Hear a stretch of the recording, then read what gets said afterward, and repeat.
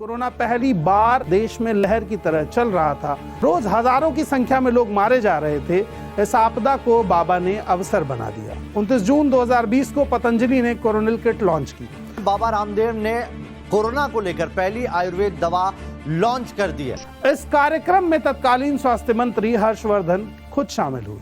बाबा रामदेव और उनके साथ आचार्य बालकृष्ण ने दावा किया कि ये दवा कोरोना के बचाव और इलाज के लिए असरदार है। उन्होंने कहा कि कोरोनिल से लाखों लोगों की जान बचाई गई और ये दावा उन्होंने रिसर्च के आधार पर किया और इसे WHO ने भी अप्रूव किया। कोरोनिल किट की तीनों चीजें, कोरोनिल टैबलेट, ससरी, वटी और अनु तेल, इन किट की कीमत लगभग 545 रुपए रखी गई थी और इन्हें अलग अलग से भी खरीदा जा सकता था। आचार्य बालकृष्ण ने इसे दुनिया की पहली एविडेंट बेस्ड आयुर्वेदिक मेडिसिन बताया जो कोरोना के खिलाफ क्लिनिकल ट्रायल्स में सफल रही है।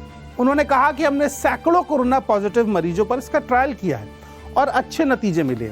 उस समय तक कोविड वैक्सीन पब्लिक के लिए उपलब्ध नहीं थी, इसलिए दवा और भी बड़ी हो गई और ये दावा और बड़ा हो गया।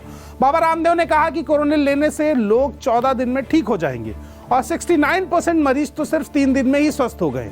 लेकिन उसी दिन आयुष मंत्रालय के बयान आया जिसमें कहा गया कि इस दावे को अभी तक किसी भी सरकारी अथॉरिटी ने मंजूरी नहीं किया। WHO ने खुद कहा कि उन्होंने इसे अप्रूव नहीं किया है।